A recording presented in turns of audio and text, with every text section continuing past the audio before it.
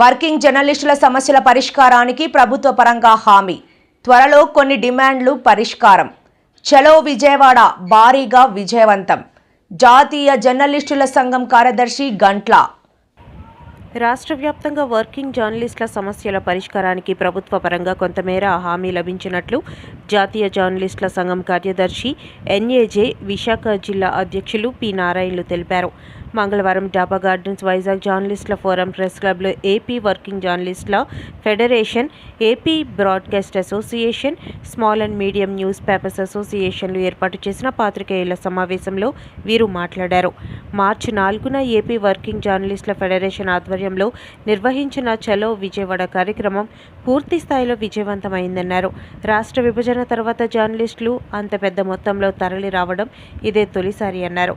ఈ సందర్భంగా తుమ్మలపల్లి కళాక్షేత్రంలో ఏర్పాటు చేసిన సభలో వేలాది మంది జర్నలిస్టుల సమక్షంలో రాష్ట్ర సమాచార పౌర సంబంధాల శాఖ, గృహ నిర్మాణ శాఖ మంత్రి కొలుసు పార్థసారథికి జర్నలిస్టులు ఎదుర్కొంటున్న సుమారు 13 అంశాలను పూర్తి స్థాయిలో తమ రాష్ట్ర నేతలు వివరించడం జరిగిందన్నారు.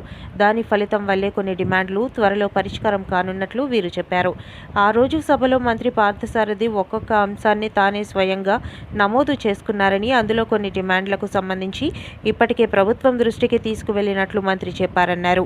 జర్నలిస్టుల federation, broadcast and small and medium news papers association సంయుక్తంగా ఏర్పాటు చేసిన పాత్రికేయుల సమావేశంలో ఈరోజు అధ్యక్షులు విశాఖ జిల్లా అధ్యక్షులు నారాయణ గారికి, అలాగే ప్రధాన కార్యదర్శి శ్రీనివాస్ గారికి, బ్రాడ్కాస్ట్ అధ్యక్షులు ఈశ్వరరావు గారికి, కార్యదర్శి కెంతాళ మదన్ గారికి, small and medium news papers అధ్యక్షులు జగన్మోహన్ గారికి, అలాగే వాళ్ళ ఇన్ఛార్జ్ కార్యదర్శి బొబ్బరి ప్రసాద్ గారికి, ఇంకా చాలామంది మిత్రులు ఉన్నారు.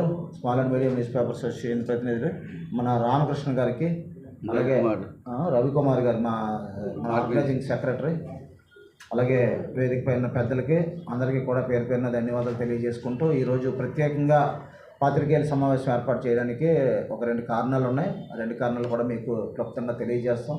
ఆంధ్రప్రదేశ్ వర్కింగ్ జర్నలిస్టుల ఫెడరేషన్, బ్రాడ్కాస్ట్ కూడా 2 కూడా ప్రభుత్వ గుర్తింపు పొందిన యూనియన్లు. ఈ రెండింటి సారథ్యంలో మేము ప్రభుత్వంతో నిరంతరం కూడా సంప్రదింపులు జరిపి జర్నలిస్టులకు సంబంధించిన అనేక సమస్యలను పరిష్కారం చూపించాలనే ఒక మంచి కృతనిశ్చయంతో ఉన్నాం. అందులో భాగంగానే ఈ నెల 4వ తేదీన చలో విజయవాడ కార్యక్రమం తలపెట్టి రాష్ట్రంలో ఉన్న 30 జిల్లాల నుంచి కూడా అసంఖ్యాకంగా వేలాది మంది జర్నలిస్టులు తరలి వచ్చి రాఘవయ్య పార్కు నుంచి తుమ్మలపల్లి కళాక్షేత్రం వరకు కూడా శాంతియుత ర్యాలీ నిర్వహించాం.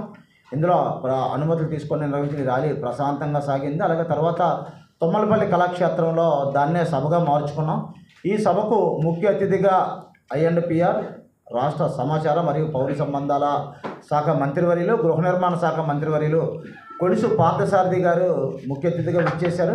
మరి ఈ 30 జిల్లాల నుంచి వచ్చిన జర్నలిస్టులు అందరూ కూడా కూర్చొనిగా మా రాష్ట్ర నాయకులు మన జర్నలిస్టుల డిమాండ్లకు సంబంధించి 13 అంశాలను మంత్రి గారికి విపులంగా తెలియజేయడం జరిగింది. మంత్రి గారు కూడా ప్రతి అంశాన్ని కూడా తన బుక్లో నోట్ చేసుకొని ఏవేవి ఇందులో జర్నలిస్టులకు తక్షణమే పరిష్కరించగల సమస్యలు ఉన్నాయి, వాటిని ఎలా పరిష్కరించాలి అనేది ఒక ప్లాన్ ఆఫ్ యాక్షన్ అక్కడికక్కడే తయారు చేసుకున్నారు. అలాగే ఆయనతో పాటు ఐఎన్పిఆర్ అధికారులను కూడా అక్కడ రప్పించగలిగారు.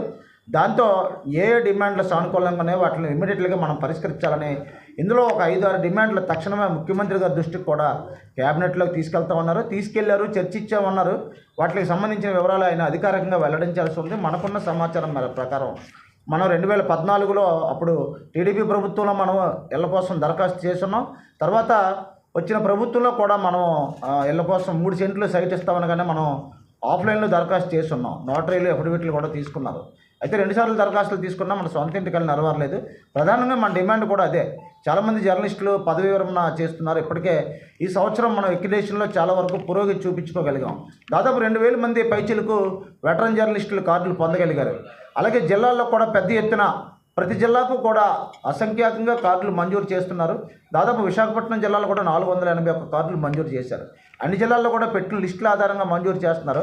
మనం ఒకటే అడుగుతున్నాం ఐఎన్పిఆర్ అధికారులని, ఒకటే మీకు ఎంత వెసులుబాటు ఉంటే అంత జర్నలిస్టుకి అనేది వాళ్ళకి హక్కు కాబట్టి మీరు ఖచ్చితంగా ఎక్యుడేషన్ కార్డుల్ని మంజూరు చేయండి అని చెప్పాం. అది మన కొన్ని జిల్లాల్లో చిన్న పత్రికలు, మధ్య తరహా పత్రికలు కొంత ఇబ్బంది మేరకు వచ్చింది. వెరిఫికేషన్ చేస్తామనగానే మనం కూడా సభ్యులందరూ కూడా దీని మీద మేము ఏం చెప్పామంటే మీరు ముందుగా ఏదైతే కమిటీ అప్రూవల్ చేసిందో అవన్నీ ఇవ్వండి, తర్వాత మిగతా ఇష్యూస్ మాట్లాడదామని చెప్పాం. ఇక ఎక్రిడేషన్లు గతంకి ఇప్పటికీ చాలా వరకు సరళీకృతం అయ్యాయి. చాలా వరకు కూడా ఇప్పటికే కార్డులు పొందారు. ఇప్పటికి ఇంకా పొందలేని వాళ్ళు 2వ లిస్టు 3వ లిస్టు, ఇది నిరంతర ప్రక్రియ. కాబట్టి నాకు ఎక్రిడేషన్ కార్డు రాలేదు, ఈసారి ఫస్ట్ లిస్టులో పెట్టుకోకపోయినా బాధ ఏం లేదు. అలాగే అది కూడా ఆ రోజు మంత్రి గారికి మనం కూడా విశాఖ నుంచి వెళ్ళినప్పుడు మన అధ్యక్షులు నారాయణ గారు కూడా విన్నపం చేశారు. ఏ జిల్లాలో వెటరన్ జర్నలిస్ట్ అప్లై చేసుకుంటే ఆ జిల్లాకు సంబంధించి బస్ పాస్ ఉచితంగా ఇవ్వండి,